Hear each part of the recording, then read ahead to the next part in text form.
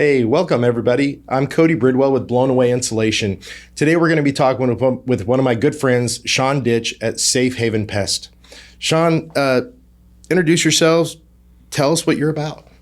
Yeah, so Sean, I've been in pest control since 2014. I took a leap of faith with a partner that we had been through a couple of buyouts, corporate buyouts, and working for corporate America wasn't what it was cut out to be for us. And so we decided to jump into a pest control company that was already existing. It was a small company, only doing a few $100,000 a year, and just really wanted to take control of our lives and our people that would be working for us. We just saw too many teams dismantled during our time in the corporate world, and we really just wanted to take something where people were going to be the importance for us, and then just grow on that, so that hopefully someday we were going to be more in control of our retirement over somebody making us a number and deciding to let us go. But yeah, so we started the pest control company. It was already existing in 2012, 2013. I came on in 2014 and haven't looked back since. So, that's fantastic. Yeah. That's a great story. Yeah. So tell me, I'm going to kind of get into the nitty gritty of it quickly here, but so you guys get a call, you get on site. What are some of the things that you're looking for right away that can help with the customer? Yeah, so every phone call that comes in is a problem generally that comes to our company. So we have some fact-finding questions. We generally know what we're going out to see before we get there. So ants, roaches are pretty common call-ins, especially when the springtime hits. Those are the most common call-ins. But we're going to go out there and do an inspection, identify first what they're saying they think is a roach or what they think is an ant, and make sure that we know what we're dealing with. And we'll do a thorough inspection of the property, and then at that point go into our treatment plan or propose a treatment plan if we're out there just to provide them a solution for it. But we do a pretty thorough inspection. We want to make sure that we know what we're treating for and what the customer says that it is, and we want to confirm that, and then we go on from there. Yeah, I was going to say, I've had several people call me out to their homes and they're like, hey, I think we have some rats up there, so don't freak out if you see rats. I'm like, yeah, not a problem. I get up there and it's not rats, it's raccoons. I'm like, you guys know the difference? So it's a little questionable at times, but it's interesting nonetheless. So are there certain times of the year you see certain problems more than others? Oh yeah. So we're definitely in a seasonal industry. Springtime is about to start for us. We're gonna be getting a lot of vector calls or flies and mosquitoes, and then ants are going to be a huge thing coming into late March here. We start all of our mosquito programs start up in March and April. Termites start swarming at the beginning of the spring season, so we're going to be looking at a lot of those phone calls that are coming in as well. As you start rolling into the hotter months into the summer, the calls are more or less to ants or roaches or a problem that occurred that's come up at the time, like bed bugs or something like that. Then you get into the fall, winter months. Rodents obviously become a heavy player for us. We typically deal with rodents year-round more so, I would say this day. It used to be in the past where your winter and fall months seem to pick up a whole lot more for rodents. But as of late, and we in our industry say it's to deal with all the building going on in the DFW area, that we end up dealing with a lot more rodents than what we had been used to. So rodents have really become a year-round thing for us, but we focus heavily on them during the fall, winter months to keep them out of people's homes. I think that's when customers typically start to hear them or notice that they're there, or that they may have a problem. Maybe they're too busy or active during the warmer months. Yeah, it's pretty interesting. Since I've been in Texas since 1999 and I've started my business, I've probably been in maybe a handful of attics where I haven't seen sign of rodents. Yeah, they're just common. That prolific in Texas. Yes. It blows my mind. I just didn't realize it was that big of a deal until I started into my line of the business, and I'm like, I see rodent droppings everywhere all the time. It's amazing. Two things of that customers don't know what a dropping looks like, and they've been across it. They've put stuff up in their attic from Christmas or just over time, and they see these droppings and they just don't know what they are, or they might not even hear that they have a rodent going on in their attic because it may be in a different part of the house where the activity is occurring. But it happens often when you get into an attic and the homeowner had no idea that they had rodents in their attic. Yeah, I've seen. I get quite a few calls from people that want me to come in, vacuum out all the insulation, clean everything up, and we do a portion where we will spray an enzyme that deodorizes and disinfects the attic. But with that, they're like, yeah, and just seal up any holes you see. I'm like, time out here. And that's when I call you guys. I bring you in. So tell me what you guys do when you do, I think it's called an exclusion. Exclusion? Exclusion. Okay. Yeah, so excluding just essentially means that we're excluding rodents or pests from being able to get into the home. So it's an industry term. Short, it means closing up holes. So, rodents do not need a very large hole to enter into a home. Mice size of a dime, and you're looking at rats the size of a quarter. So you can imagine, or as you go around a house, you start noticing these things. There can typically feels like there can be a lot of entry points for rodents as you go around, but it's really not as. It's usually one or two entry points that a customer is dealing with. It's the main active, and then you have all these other small ones that you seal up. And to like what you were just saying, we're not contractors. We're not the guys doing the roof on the house, and a lot of times we're in behind the roofers, and we're putting some stuff in place because the roofers did a fantastic job, but they're not rodent excluders. They're not looking for entry points. So we're going to close up the entry points that we feel could be either a potential rodent entry point or is a rodent entry point. And we don't go back in with things like wood and, that was already there to begin with that they chewed through. We're going to use like sheet metal and hardware cloth and stuff that's a little tougher for them to get into. And the product lasts much longer when it's on the home. So, you start thinking on that level of quarters and dimes. You can find a lot of things around a home that could potentially be an entry point. So, is there in most homes? I don't know. Is there a common entry point for most homes that you guys immediately look for? Yeah, I would say the common ones are going to be your roof returns, the soffit that comes down, and then you have the other part of the roof that comes back towards you, often leading down like a gutter or something like that. But that roof return, it's there's a gap there, and the way I understand builders and the way they're building those homes, that the attic needs ventilation. And so you'll have in the soffit, you have some vents that are allowing the ventilation. And then at that roof return, you'll have usually a 1/4 inch to 1/2 inch gap that's in that section. And I believe that's for filtration or allow water drainage or whatever the case. But a lot of the times that gap may be left a little wider, and the rodents can sit there, and their behaviors are to gnaw and chew, and they can just chew on that entry point. They're either coming in for food, shelter, or water. And so they're going to make their way in. And if they make their way in, it's just because it's so easy for them to sit in that area and gnaw on that return and go straight in. You can look around a lot of the homes where that roof return is at today, and you'll see where there's, markings are black. It's right there on that fascia and that freeze board, and that's just the oil coming off those rodents as they rub on it, even those squirrels and stuff. And so you see that build up over time. It's not dirt. It didn't come from rain or mold. It could be mold, but it's on the exterior of the home, so I doubt it's mold. But you can tell the difference. So those are the things we start looking for right away. So roof returns. The other one is AC lines that go into your home, or any pipe penetrations that go into the house. Again, AC guys, they're gonna try to run that line in. They're gonna go through the mortar of the home or even the wood, and there's gonna be a gap where that pipe had to fit into that wall. Size of a dime, right, or size of a quarter. If that gap and whatever they seal that pipe with, a lot of that stuff gets ripped out or pulled out, or they didn't do a good job sealing it. And beyond that pipe is your wall. You have your brick or the exterior of the wall, and then you have your interior wall with the drywall and paint and everything else on it. Well, there's a gap in between there, and so as soon as that rodent gets in beyond that pipe into that wall, they're in your walls and they can run anywhere they want. So. Those are typically what we're going to look for, those roof returns, the pipes going into the wall.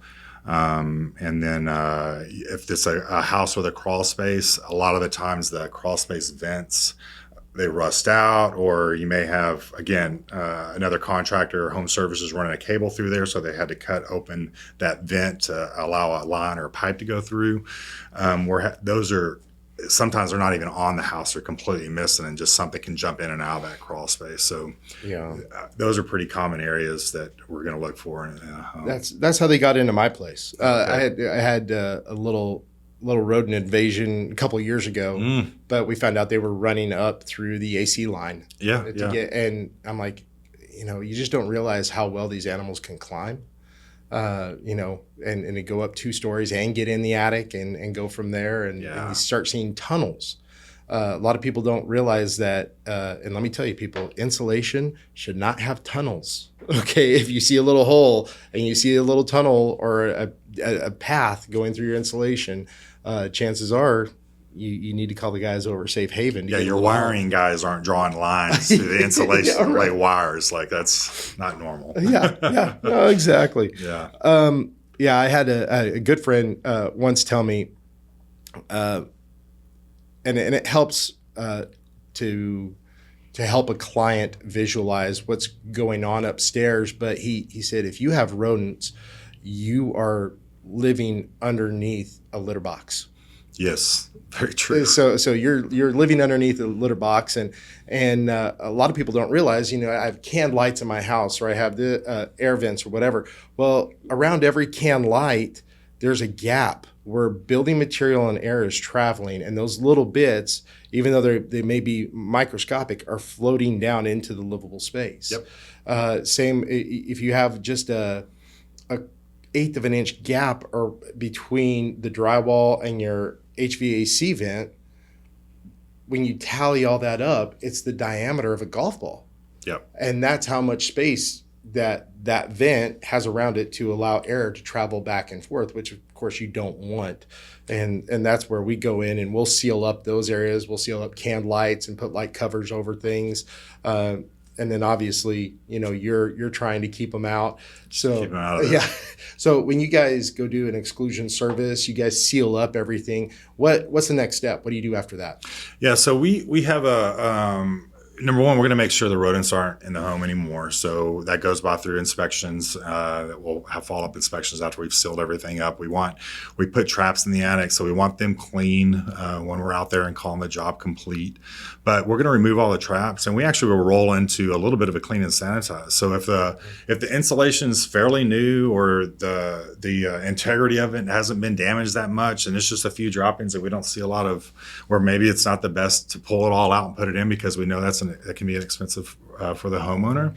But to be able to vacuum those droppings up, a couple of things important. Number one, your homeowner may get up in there and they could see that there was droppings in there before, and not seeing the droppings is their sign of saying, okay, maybe they did their work and it's completed. For us, it's a matter of a tell sign, because we like to provide warranties on the work that we do. So to clean those droppings up, you have your side of it where you're worried about them falling through a can light, or we've seen them come through vents where the AC ducting has been damaged and they're inside that AC vent. You turn on the AC and insulation and droppings and everything else start shooting out their AC vents, and they're wondering why. But we'll vacuum up the droppings. We even apply a little bit of a sanitizer to help spray through the attic to help with any bacteria or anything that's been left behind. So it's a disinfectant, sanitizer, and a viricide that we use, pretty common in our industry, and you may even use a similar product. And then we'll close off after everything's closed up. We vacuum those droppings out, and then we feel that their home is protected from rodents. We call the job complete, remove all the traps, and we close up the door. If we come into a circumstance where they're literally living under a litter box and their insulation is destroyed, or the R value is not there anymore, and we can plainly see, I'm not an insulation guy, which is why we have a partnership with you. I can tell when we're in that attic, or my team can tell, especially my solution expert, when he's out looking at these homes. I mean, it's been stepped all over, not only from contractors, but you have, the rodents have basically living up there like they've had a party. That's the best way to describe it, because you just have droppings everywhere. The insulation is flat down, especially if it's a blow-in or a batted insulation, like it's just stepped on and filled with feces and urine and everything else. We're going to make a recommendation to the client that they pull that out, because then there's some health hazards and issues that come into play with that. And so if someone has asthma, or there's a kid that has asthma in the house, you may not know why he's continuing to be sick over time, but that stuff's going in the air, and those rodents carry, disease with them. So, and the feces is like an ammonia smell at times. So it can be really strong, and people that are asthmatic, it doesn't help that at all. And so, there's certain things that can come into play from being a health span, and especially if you're even getting up in the attic, or maybe the next guy that's going to get in the attic, you're like doing him a favor by, getting it cleaned up and making it nice and clean. And I can tell you, as a homeowner, if you have a home services guy come to your house and they've got to do attic work, you want them to feel comfortable in your attic so they can do the right job. And a lot of times we hear about rodents in attics from other home services companies, because they're up there like, I can't go any further because you got something going on major in here. We need to get it looked at. So insulation comes into play big time whenever, if they've been living up there a lot, and it's probably a good time to start pulling that stuff out. Yeah. As we're bringing it in. I've had customers that have kind of wanted the best of both worlds, where they're like, hey, can you just pull back the insulation and air seal around certain things and just kind of push it back? And as much as I'd like to say yes, I'd love to be able to do that for you, I can't, because I can't hit 100% of it. Yeah. And when we air seal, we not only go around, do can light covers and go around the HVAC venting, we also look for the electrical wires that are protruding from the wall studs. Because air flows through that as well.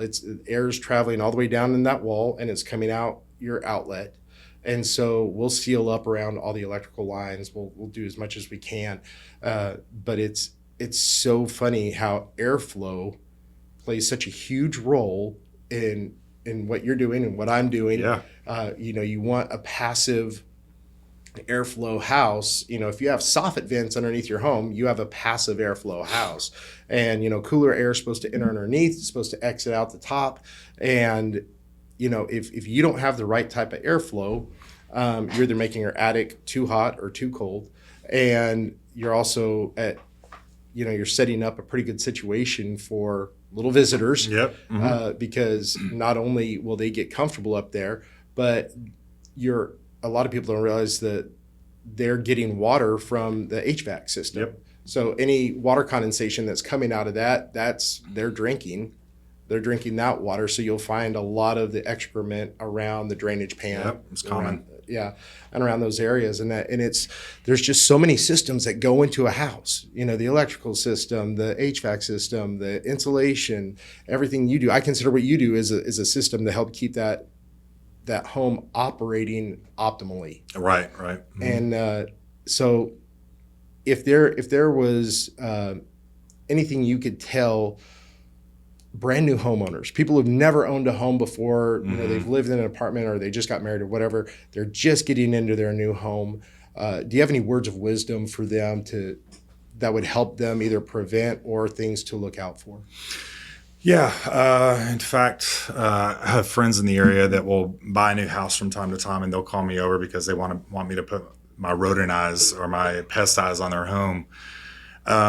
It's real common right now where we are, Cody, that we have a lot of people coming from the north or maybe from California. And what we're finding out through these phone calls, they're not used to pests. They're not used to bugs because, I came from Iowa this last weekend and it's cold up there. It's like 2 degrees, so they're not going to deal with bugs. And it's not, and year round, it's like that for them. They don't see a lot of bug presence. So a lot of the people we have moving to the area are new to bugs, I'd say. And so new homeowners, I would say that a lot of times there's some do-it-yourselfers out there, and there's so many homes that we'll come into where there's been a do-it-yourself mentality, and I get it. It's the homeowner trying to save money because some of what we provide can be expensive for somebody.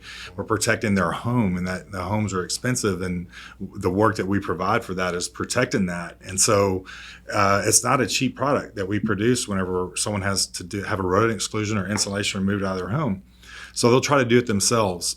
I caution homeowners on that. And because a lot of the times I've told stories where we've had a homeowner come call us. We'll go out and do an inspection for that homeowner, and they'll be chewing on the AC lines. The rodents will. And we'll tell them, "Hey, you're chewing on the AC lines. Here's a proposal. You need to get this fixed. Your AC lines are going to be chewed, and that's going to be a much more expensive bill to have an electrician come out here than what we're charging."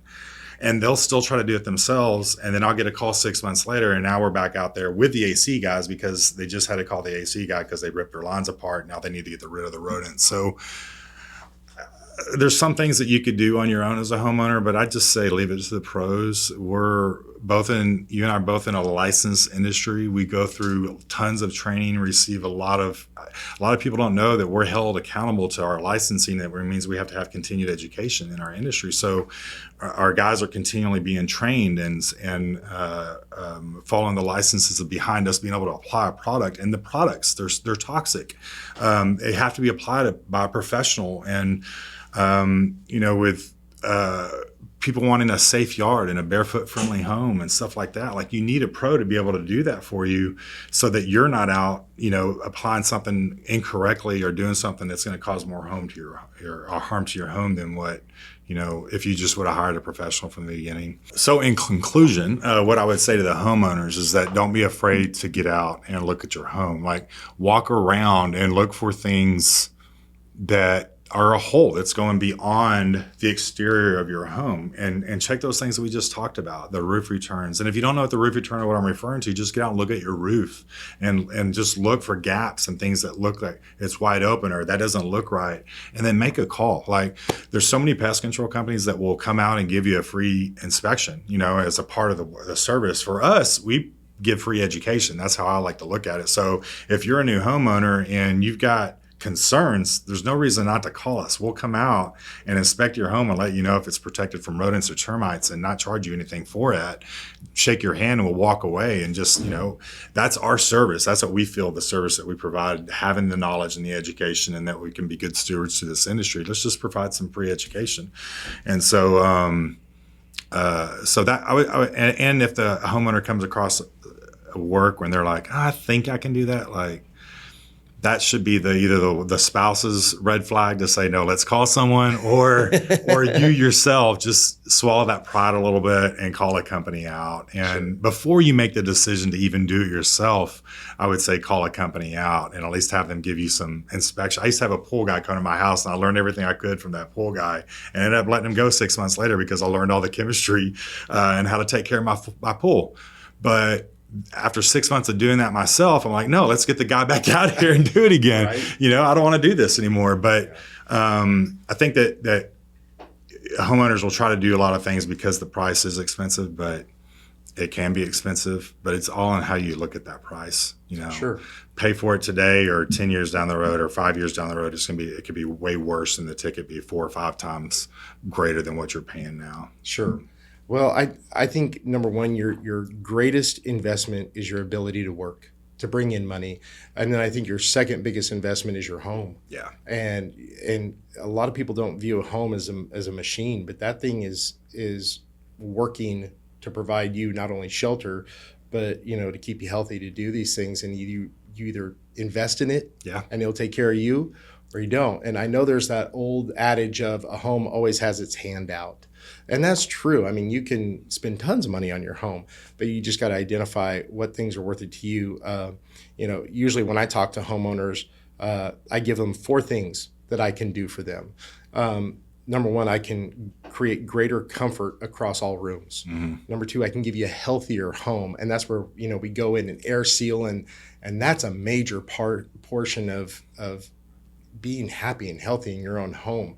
And then, we can save them 15 to 22% on their utility bills. Yeah. And then number 4, we've just increased the value of the resale of the home. Yep. And same with you. If you're going in and you're maintaining a house and keeping it pest free, you've just increased the resale value, because when homeowners go and check out a home, obviously I don't know too many people that'll crawl up in the attic and look, but when a home inspector does, and hopefully you are getting your homes inspected, you should be. If you need an inspection service, email me, Cody at Blown Away Insulation. I got a couple great guys for you.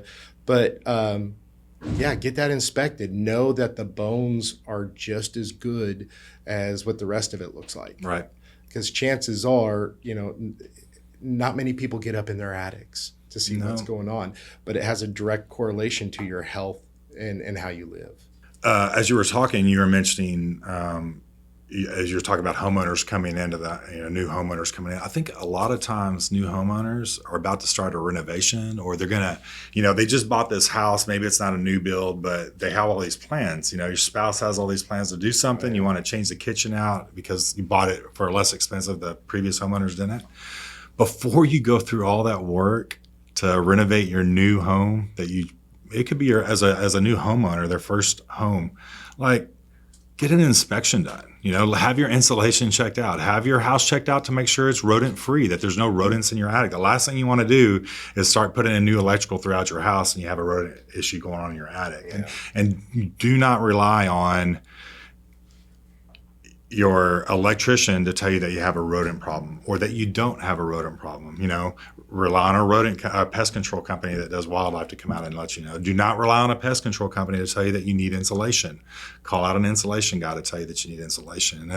And a lot of homeowners have their guy that, jack of all trades, and that's great, but it's a jack of all trades. It's not a pro of any trade. And we're pros in our industry. And so I think that before you do any of that, renovate, do any of that, just call someone out, have them take a look around, just make sure it's no cost to you and it's going to save you a headache longer. Yeah, and I completely agree on that. And most of these guys will come out and take a look for free. Yeah. And even if they do charge you a trip charge, that's a very minor price to pay to have professional eyes take a look at it and give you the thumbs up or the thumbs down. Peace of mind. This has been Sean Ditch, Cody Bridwell. I can't thank you all enough for joining us today. And we'll get back to you with the next episode soon.